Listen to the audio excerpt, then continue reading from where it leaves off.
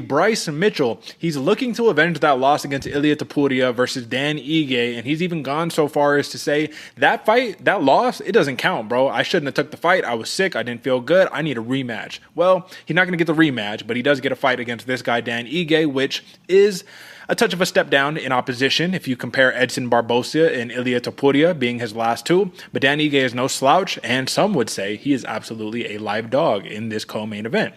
AJ, what do you like about Dan Ige to stop the stifling wrestling approach of Bryce Mitchell? Ooh, power, Derek. Power, I think, was one of the best things that Ige has to him, as well as the veteranship in his mentality. What I'm thinking about for Dan Ige, anytime I'm seeing an Ige fight, this guy's going to be calm, composed, cool, calculated, and all the things he does, and then has the power to back those things up. He knows when the shot's going to be, and at least in my opinion, and you can argue this as much as you want to, I think Dan Ige has the striking advantage going into this one. I mean, obviously we know Bryce Mitchell, he's a very good grappler. He has, all the technique in the world for there, but we've seen him be a step behind in the striking, and not necessarily in technique wise, but also in speed. I think Dan Ige, he's going to have the speed, he's going to have the power, but agility, youthfulness, technique on the ground. Bryce Mitchell does have a lot of X factors going to him for this one. If you're betting on Dan Ige, Derek, where do you find a lot of comfort in that bet for his fight style? I mean, I'm not betting on Dan Ige, so I'm going to have to try to play make pretend right here, bro. Honestly, I don't really like Dan Ige in this matchup here. I think his most success is going to come from being in Ilia Topuria, walking Bryce Mitchell down and just leaving him no opportunity to shoot. But I don't really see Dan Ige fighting like that. He doesn't really fight like that, right? I think, if anything, Bryce Mitchell is going to put a pace on him, and he's going to try to counter strike. I think it's going to be like a very clear-cut fight that way, or try to meet him in the middle. I don't see the same athleticism as Edson Barbosa to where he can catch Bryce Mitchell on a shot, like with a knee or anything like that. I think that the power is nasty. I think that he can catch Mitchell for sure. I just think that if Bryce Mitchell puts him down, he gives him the Movsar Evloev approach, takes him down 9 times, washing machine, over and over and over again. And when you have a Bryce Mitchell at 145 who is rejuvenated, who feels like he was wronged in his last fight because he took it on pride and ego and not off of real logic, I think he's looking to prove a point right here. So I'm not super confident in Dan Ige, but explain, if you had to visualize what an opportunity looks like where Dan Ige can display the power, how does he keep this fight standing?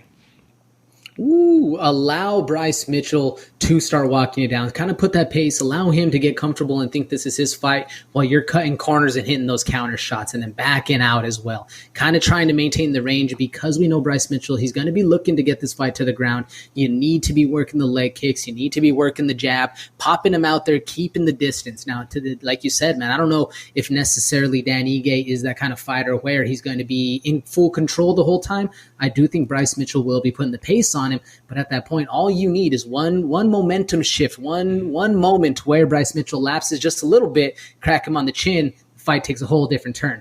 Each round starts on the feet. I think the beginning of the rounds are where it's most pivotal for Dan Ige to really control this fight, or at least get the fight in his favor right there. And if Dan Ige is going to do that, it's going to have to be the power. It's going to have to be the shots up the middle, the uppercuts, the jabs down the pipe, as well as the leg kicks. That's what I like right here for Dan Ige. And to be honest with you, Derek, and you folks, fans out there in the watching this, just be completely transparent. This was a hard one for me to pick. And yeah, I'm rolling with the underdog. I'm rolling with Dan Ige, but this is a very, very close fight. And it all comes down to who's going to be the man that night that has the comfort in the ring. Who's most comfortable doing that? Because if you have one slip with either of these fighters, it's just a downward spiral from then on out. Do you think it's the same, Derek? Do you think it's going to be best man wins that night? Or, 9 times out of 10, does Bryce Mitchell win this fight?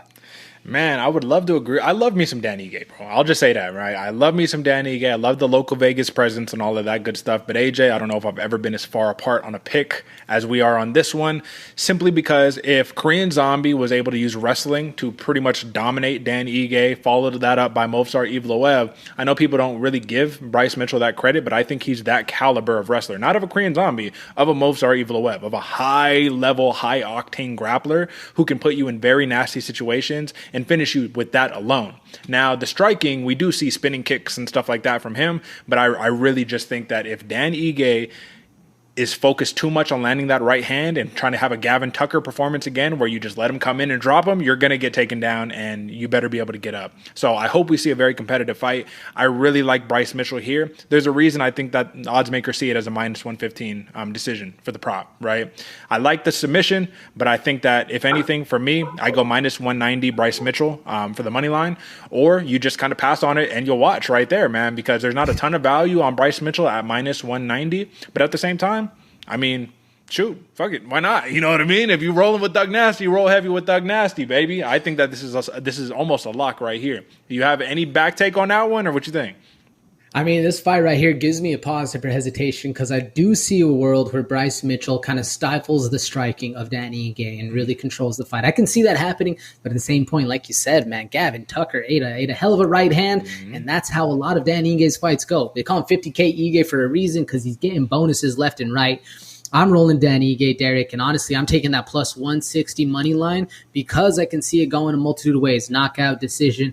Although, Bryce Mitchell, you never know what this guy's going to bring. Thug Nasty is nasty at the end of the day, so I'm taking that money line prop on Danny Ige. And money line prop on Bryce Mitchell for my end, folks. This is the sole controversial pick of the night. Everything else is a Bloody Water Podcast luck.